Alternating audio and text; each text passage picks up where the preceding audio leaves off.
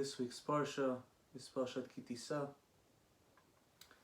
and we have in this week's Parsha a lot of very important episode that we have this week. This week, unfortunately, the Parashat speaks about the Chet HaEgel. And the Chet HaEgel, see, first Moshe goes to Shamayim and he's getting the Luchot, and Hashem says, He says, go down to your people because they're sinned. They sinned, and the ones that you took out of Mitzrayim, they sinned. So, and he says, he tries to plead for Am Yisrael, and he says, he pleads, and then it comes to the thing that he says,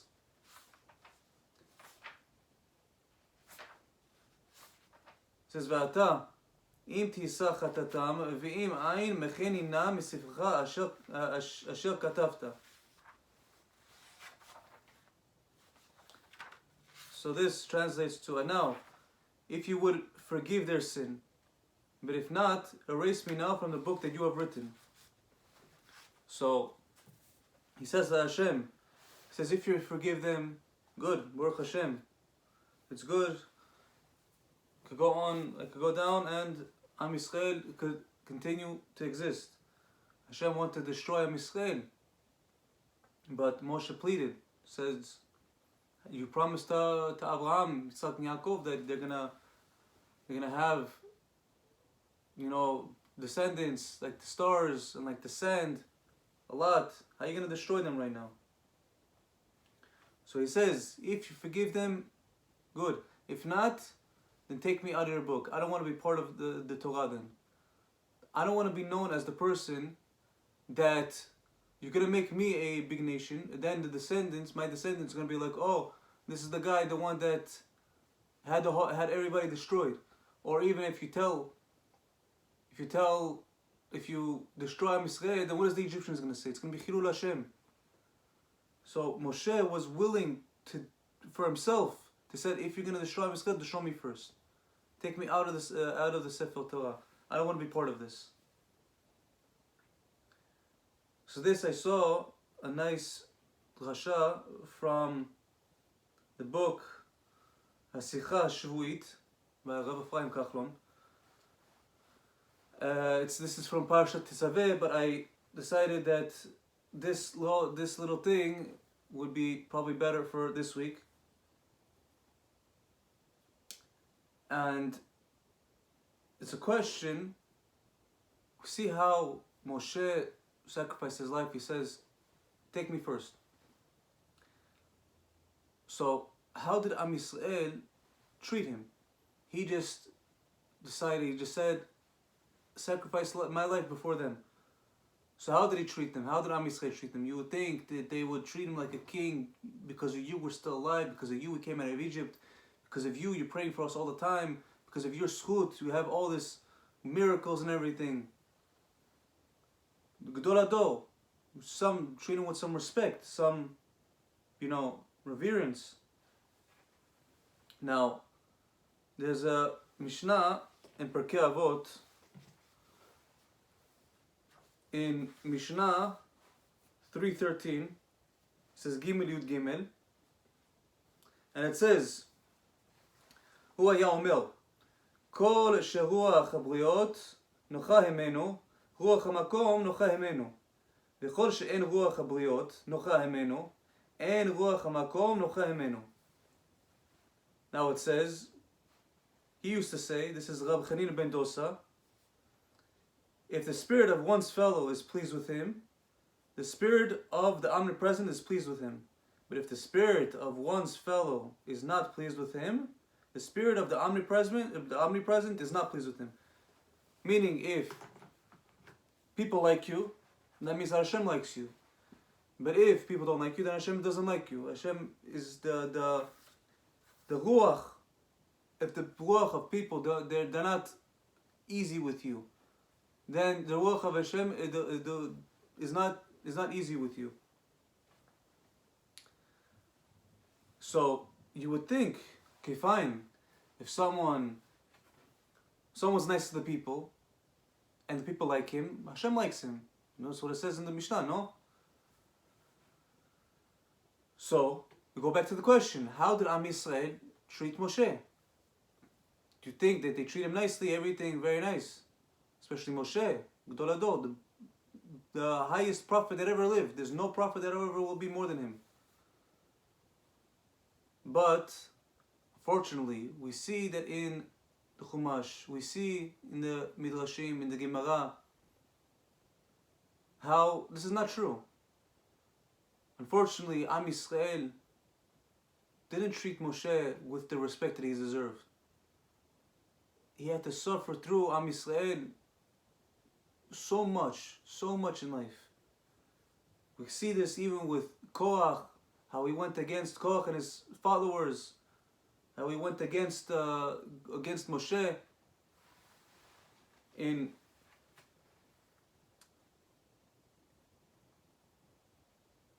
we see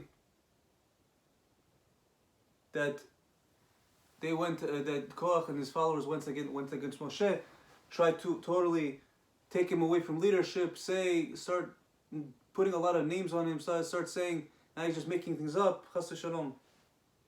We see even the Datan of Aviram, so much garbage they put him through. Korach comes home after there's a mitzvah, that there's a thing that all the Leviim had to do. They had to shave all their hair. This is in Bamidbar, in Numbers 18:26-9, that all the Leviim had to cut off their hair, all the hair of their body. They had to remove it. So Korach, the Gemara explains in Masechet Sanhedrin, Kuf Yud, it explains how Korach went home, and his wife, she wasn't a wife Yireh Shamayim. She was a wife that liked to start a lot of problems. Always liked to say, no, this is that, the rabbi doesn't know anything, whatever. So he comes home, and the wife sees him bald. No beard, no hair, nothing. No eyebrows, everything gone. She says, what'd you do? You look like a clown. What'd you do? Listen, Moshe told me that Hashem wants me to remove my hair. She says, Moshe told you? How much times do I have to tell you? Moshe is in it for whatever. He wants to be famous. He's doing it just for whatever. He's making a joke out of you. Saying he was jealous of your nice beard, your nice hair. He came over to you, told you to remove it. He says, no, all the Leviim had to do it. All the Leviim. He took all the Leviim and he made them just for you. He says, no, Moshe did it himself. Moshe also took off his beard, his head, and everything. All of his hair. Because Moshe was also a Levi. All the Leviim had to take it off. He said, you're really going to buy that? Moshe did it to himself just for you to get off your hair. Because he was so jealous with you that he says, how can I get him? I can't just let him do it himself. Okay, fine. You know what? I'm willing to suffer just for him to get rid of his hair. So she was brainwashing him to start saying, listen, the rabbi doesn't know anything. He's making stuff up. Now you see he's jealous of you. He took off your hair.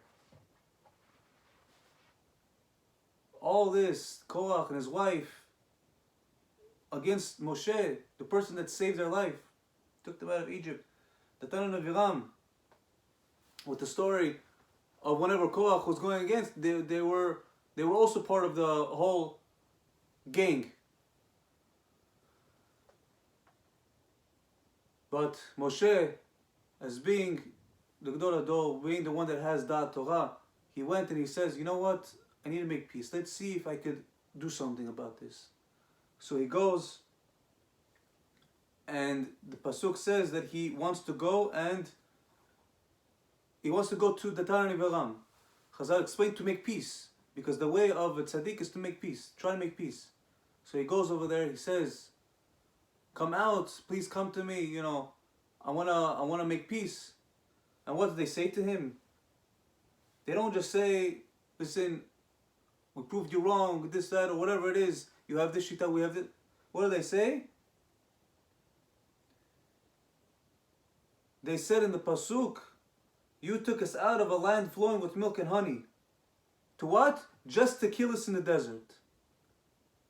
they say that Moshe took them out of Egypt, that they're using the lashon, the speech of what Eretz Yisrael, what he took them out of Egypt to bring them to Eretz Yisrael, they called Mitzrayim, they called Egypt, the land flowing with milk and honey.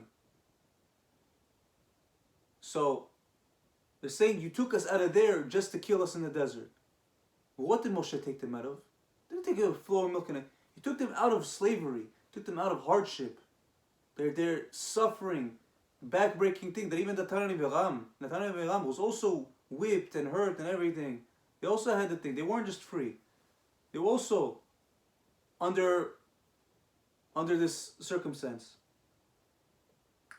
They said, we're not going to do peace with you, even if you pluck out our eyes. We still won't come up to you. We still won't make peace with you. Meaning that so much that he tried, still couldn't care that they made his life, mamash, so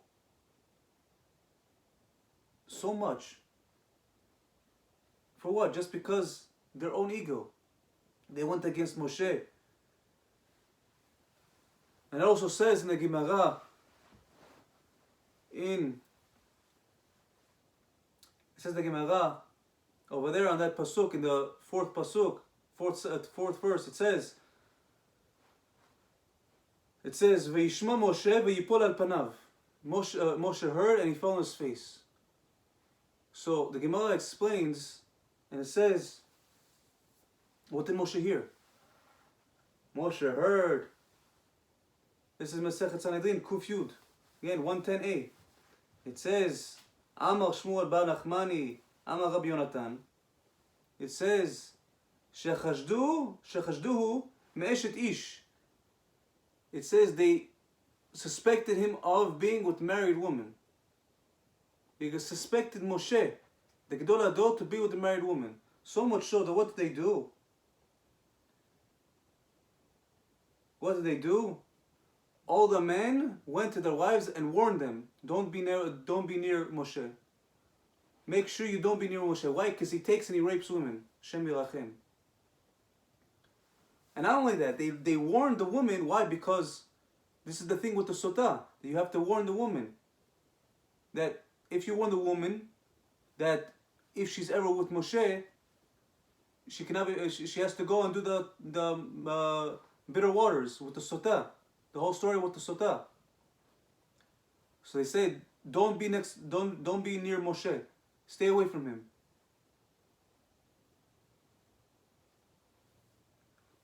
See, like how could, like, okay, there's one thing about, okay, I don't agree with him, but listen, he's my love or whatever. But to automatically say that he's Eshet Ish, for what? What grounds?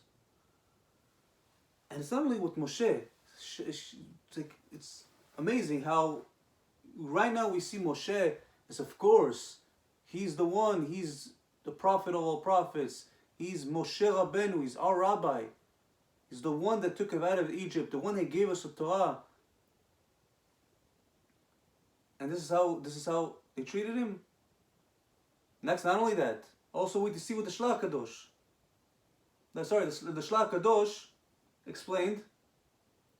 The Shlach Kadosh explained that not only that they warned the wives, they even suspected him that why did he put his brother and nephews as the Kehuna, as being the Kohanim? Because who does the thing with the waters of the Sotah? Who's the one that has to administer the waters, the Shema Meforash inside the water and give it to the woman? The Kohen Gadol. So who's the Kohen Gadol? Moshe's brother. So they said, oh, he put Aaron, his brother, just for him to get all the saved from it, to get impunity from it. But it'll be like his brother is the mayor. Like he's the mayor and his brother is the chief of police. That the mayor could do whatever crime he wants, and the chief of police is gonna say, okay, listen, whatever, frame someone else for this murder, for this whatever it is, for this crime. So they said, oh, maybe he's gonna tell his brother, listen, I did this, but please, throw out the water, throw out the case, This is what the Shlach Kadosh said, that they suspected him, that this is why that he put his brother and his nephews. Now, not only that, we have more about what they said about Moshe. It's not done. We see in Masechet Kiddushin 33b that Rashi explains in Midrash Tanchuma. They said, whenever they looked at him, they said they wanted to make fun of him. They said, look how thick his thighs are. Look how fat his neck is. Look, he's just getting fat. He's getting fat off of what? Out of our expense. He's taking our money. He's taking our everything. He's getting fat at our expense. He's eating and getting fat. Call him fat. And I don't want to call him fat. They're saying he's stealing. On our expense. They say, Moshe. But what did Moshe do? Moshe Mamash sacrificed his life. Fam Yisrael. Went through all this suffering. All this headache. He didn't sleep. He didn't eat for 40 days. Getting the first luchot. Then getting the second luchot. 40 days. And then another 40 days. Moshe sacrificed his life. He took them out of Egypt. Out of backbreaking slavery. And what does he get in return? He doesn't get any respect, doesn't get anything. Now, it's not only with Moshe. Also see this with Zechariah. Zechariah in Divrei Yamim or Chronicles, second sefer, second book. This is 24, chapter 24, verse 20 to 22. Zechariah was killed by his own people. What was he killed by? You say he was killed, I don't know, maybe in a wagon accident. No, he was murdered. Why? Because he came to his people, to his nation, and he told them, he rebuked them. He says, you can't do these avirot. You're going against God. You're going against Hashem. You can't do these avirot. You can't do what you're doing. You have to stop. What do they say? There's a story in Masechet Gittin 57b that explains how Nebuzaradan saw blood in the Beit HaMikdash. Blood boiling. He came to destroy the Beit HaMikdash, but he was like, what is this blood boiling over here? I never saw blood boiling. So he asked the people, the Kohanim over there, he says, who is this? What is this? Why is this blood boiling? He said, no, it's korbanot, whenever we do the sacrifices, it's just like that. He says, okay, fine, try, let's see. They did it again? No, it didn't happen the same thing. Try maybe one more time. Okay, fine, they tried it again. He says, okay, now I know you're lying. If you don't tell me what this blood is, I'll kill you where you stand. What did they tell him? What do you want from us? Our prophet rebuked us, we didn't like it, so we killed him. Killed him in the Beit HaMikdash. In the house of God. There would never be any self-respecting person from any other religion that will kill a person directly in his temple. The Havdil, the Beit HaMikdash, this is the real house of God, and kill someone. So they kill him. That's why they said, we didn't like it. This is a prophet of God. It's not just like whatever. We didn't like him because he voiced his own opinion. He said something in the name of God. You cannot do this. We don't like it. Okay. Now, also, another one. The Shagat Arie. See the Shagat Arie? He had the opinion. He held, according to Halakha, the opinion of Isur Chadash. And that people have to eat only Yashan. He goes, one time he was a guest, he was being hired as a rabbi of a certain kihila. He goes to the kihila and he says, he was supposed to speak on Shabbat. The board members of the kihila, of the community, come over to him and says, there are some things that you have permission to speak about, there's some things that you don't. Even back in the day, they had people going over the rabbi, telling me what to say, what not to say. So they said there are some things you could say, some things you can't say. It says, they say, in this place, you have no right to speak about Isur Chadash. So why? Because over here we're Mekel. Over here we're lenient. You have no right to say it. So okay, fine, whatever. Come Shabbat, and he stood hard. He stood like his name. Arie, Shagat Arie. Arie is lion. He stood like a lion, strong. Explained to them, your community members, your community leaders are giving you to eat chazir, giving you to eat pig. He stood strong. And after he stood and he gave the whole entire shiur about how it's asur and everything. The Keilah, the board members didn't like it. They kicked him out. This is the Shagat Arie, the one that now we know. Big Talmid Chacham, he was Gedol Adol, everything. Terrible life because they treat him like nothing, like garbage. Now, story I actually heard 2 days ago about the Bet Levi, Rav Yosef Dov Soloveitchik, the original Rav Yosef Dov Soloveitchik. He got married first time, and he moved. He was a Litvish general, Ashkenazi, and he went to his wife's community, Hasidim. At this community, he's a Litvish person, regular Ashkenaz, doesn't know the Hasidish minhagim, and his brother-in-law was the Chacham in the city, and whenever the Bet Levi came, the brother-in-law saw that his brother-in-law is a Chacham. His brother-in-law is a very smart person, but his brother-in-law was jealous. So what did he do? Since the Bet Levi was new, he didn't know the minhagim of the Hasidim. How are you supposed to know? He knew halachot, he knew Torah, he knew smart, very smart, but he didn't know. So the brother-in-law used this to his advantage, and he made it seem like the Shagat Arie, the Bet Levi is not so smart. You see, he doesn't know minhagim. How much of a Talmid Chacham can he be? So because of this, he caused a lot of problems, this brother-in-law, and the father-in-law of the Bet Levi says, what did I get? I was told I was going to get a Talmid Chacham, and now I got this Amaretz. He says, I want my money back guarantee. I don't want this. They broke up the actual marriage. The marriage got broken up.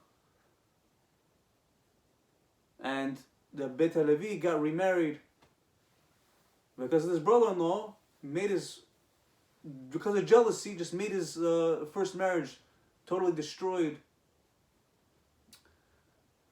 We also have the Rambam. The Rambam had a whole entire thing that his books got burnt, and just general opposition from a lot of Jewish people. The Rambam that we have, there's no Beit Midrash that doesn't have Rambam, doesn't have Mishneh Torah. The rulings, the Psak Halachot of the Rambam. But in the beginning, people didn't like it. They were like, what is this? Forget it. So they started burning his books until eventually Hashem made it that Christians learned from this and started burning Gemarot. And then they finally understood. They said, okay, wait, this is a problem. Let me start to actually read the book, figure it out. And then they realized that he was such a Chacham. They said, I'm sorry. He started going crazy, going around the whole world. I'm sorry. Some people, even then, still didn't do it. Still didn't say, I'm sorry.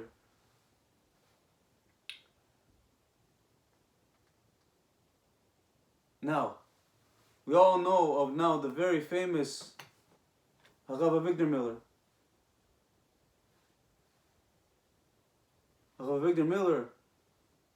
See now, I hear from people, I spoke to someone, he says you could tell that he's a Talmid, he's a very smart person. He knows about, even not Torah, just general smart person. Rabbi Wegner Miller he always spoke about good stuff, very nice things. But whenever it came to it, he said hard musar. He said straight, he even said one time, he says, other synagogues around my community, around my shul, in the community, they all love me. Why? Because every single time whenever someone comes to my shul, and I give them strong musar, they all leave. They all leave. I saw one time a small comment that says, "Oh, yeah, I used to be in school with him, and then he became a crazy fanatic, and he became crazy. I used to like him, but now, what do we know him? We know this guy, this Rav. We know him. Everybody respects him. We say, his mind, his hashkafa, everything was amazing. It's very rare to find now someone says anything bad about him. But back in the day, a lot of people didn't like him. But that's the thing. Whenever someone is there, no one like. But whenever they die, now they understand that, okay, we just lost the gem. We just lost someone that's amazing. Now, Chafetz Chaim, people hear the Chafetz Chaim, they understand automatically, okay, very big Chacham. There's no doubt about it. I read one story that people started making fun of him. They said, who is this Chafetz Chaim? He's just a stam balabait. What does he know? He doesn't know anything. They asked Rab Chaim Oizel, the very famous Rab Chaim Oizel. They asked, who is this Chafetz Chaim? What do you care about him? Why are you dealing with, who is he? He's just a balabait. He has a cheese and fish factory, store that they salted fish and cheese. What does he know, Bichlal? Chaim Oizel says, you're right, he is a balabait. He's a balabait on the Torah. And the halacha goes according to him. The halacha that he's psak goes according to him. Anytime he passes the halacha, it's his. The halacha. Meaning the Chafetz Chaim was also treated like garbage. They used to make fun of him. Till you ask the Gedolei Ador of Chaim Oizel, he says, you're right. But you're also an idiot. Because the halacha is according to him. So now, not only that, we also have Sfaradi, the Kaf HaChaim. The Kaf HaChaim wrote, Rabbi Yaakov Chaim Sofel, he wrote the Kaf HaChaim. And the Chachamim of his generation, some of them went against him. And what did they say? One of them wrote in one of his halacha books, in Halachot Brachot, what does he say about him? He says, the words like this, he says, Hu tipesh ve'eno yodeh lilmod. He says he's a fool and doesn't know how to learn. Someone says about the Kaf HaChaim.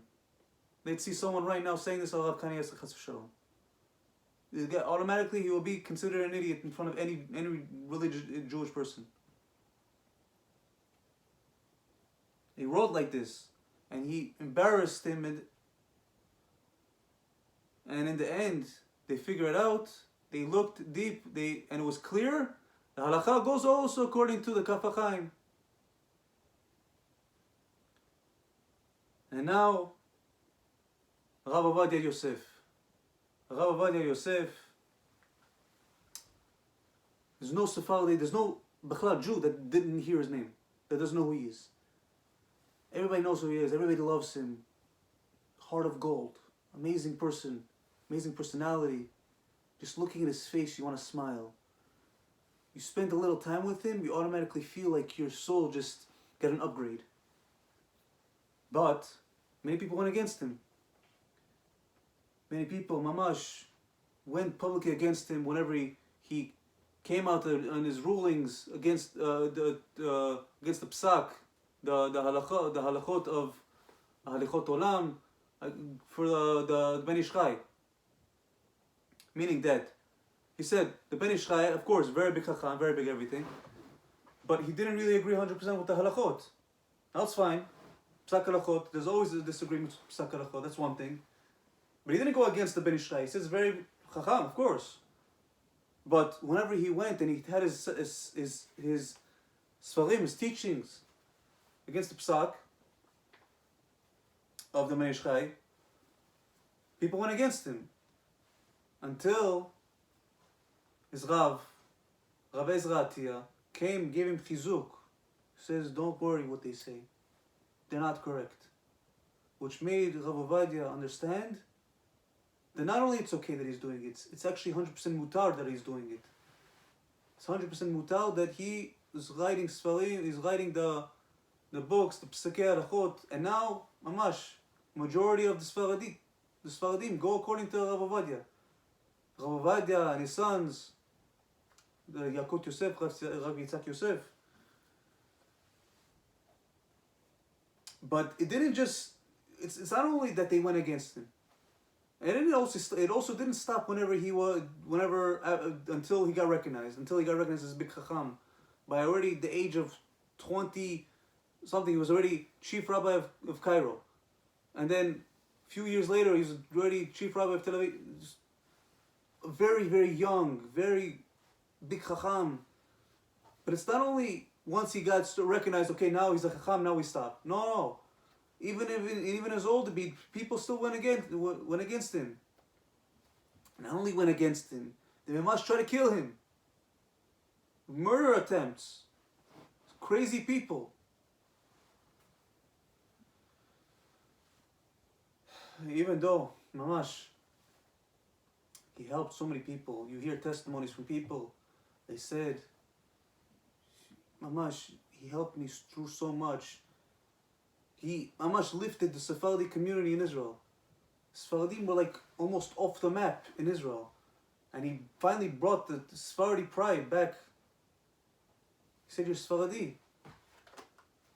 And not only Sephardi, also the Ashkenazim. He says, you know how many Ashkenazi he took and he put into yeshivot? He helped them, was makar of them, helped them come back to Hashem. He used to go in the middle of like it's nothing. He just went with his friend. He says, okay, we're going right now to Bet Knesset in the middle of nowhere. Just they went, and he says they prayed together minyan, and then right before everybody left, he bangs at the bima and he says, Rabotai, I come to speak to you about public schools. And he stayed there for an hour speaking about public schools. Don't send your kids to public schools, send them to yeshivot, Torah, everything. And mamash, it wasn't just, okay, fine, do it. Okay, you don't want to do it. He says, you're going to do it? Okay, fine, yeah, I'm going to do it. Okay, no, do it now. Okay, I'm going to do it later. I'm going to send my kid. No, I have the papers here. We're going to do it right now. He said, all the time, non-stop. Also, with even personal things, he went to people's houses, helped them. But people went against him. Why? Because of it's sometimes pride, sometimes it's just Meshuganas, like this guy that wanted to murder him. But now the question is, what about the Mishnah? The Mishnah says,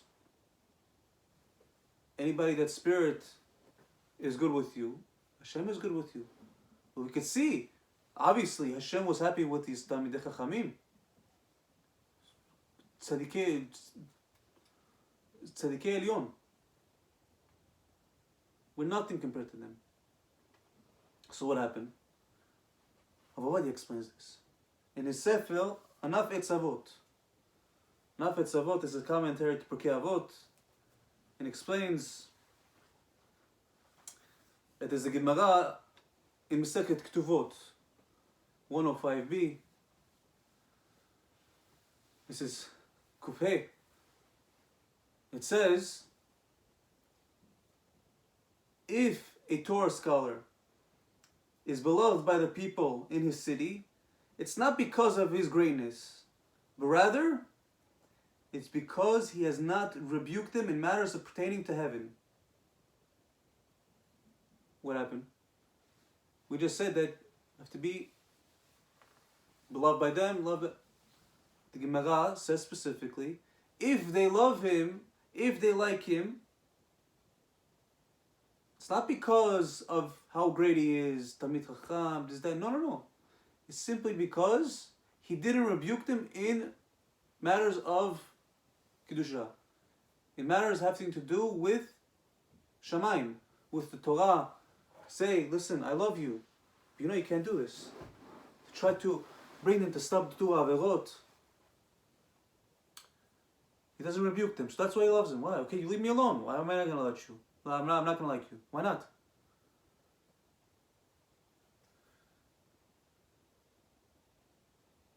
So what does this have? So what's the difference between this and our Mishnah?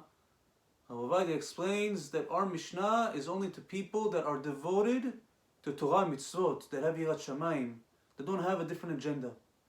They sacrifice their lives for Torah, for everything. And whenever you say the truth, they hear you out. And they see, is it true? They don't just say, nah, what are you talking about? This guy doesn't know what he's talking about. Moshe, what are you talking about? He just cut his hair. He's making things up. Take techelet, show him. You have techelet on the tzitzit. Make the whole entire thing techelet. What does he know what he's talking about?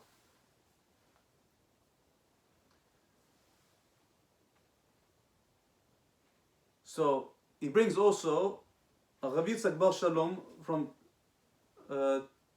Toledo. And Rav Yitzchak explains, and he says over there, a person should never flatter the wicked because of our Mishnah. Why? Because it says, if people like you, then Hashem likes you. So no, so make everybody happy. Say, oh, you great person, you such a, everything. Flatter him like crazy. He says, don't get this wrong. This is incorrect. Especially the Ochot Tzadikim has a chapter about flattery. It's called Shagat Arie. It's a very big avera. So he says, never think that you have to go to someone that's a rasha, someone that's wicked, and tell them, so nice, you're a righteous person, you're tzaddik, everything's good. No, this is not the way that our Mishnah is trying to tell you. Why? Because the Mishnah does not apply to such people. To say that automatically he's going to be happy with you and Hashem's going to... No, not him. We don't care about. If he's going to be happy with you, good. But if not, doesn't prove that Hashem likes you. What proves that Hashem likes you? Whenever mamash people that are devoted to Torah, that actually look for the truth and actually yearn for the truth. Whenever they're the ones that are happy with you. The Gedolei Ador look at you and they say, this one's a tzaddik, this one's a chacham. Forget it. This one's telling the truth. Even if not Talmid Chacham or tzaddik, whatever it is, saying the truth. These are the people that are yearning for the truth.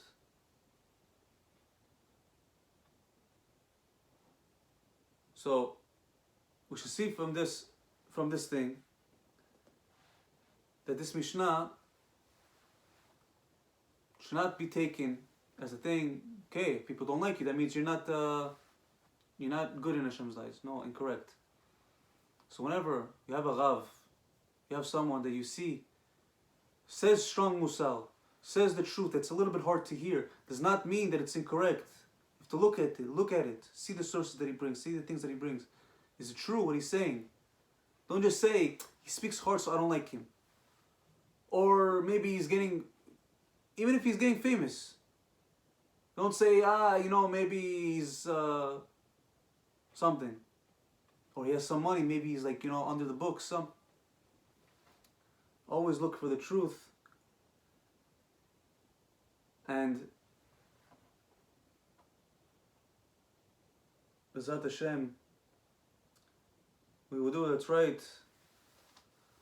We'll make Hashem happy and make the Yirei Shamayim and the tzaddikim that are actually looking for the emet of Torah happy with us, so that we could make Hashem happy, follow Torah, follow mitzvot. Baruch Adonai Olam, amen v'amen.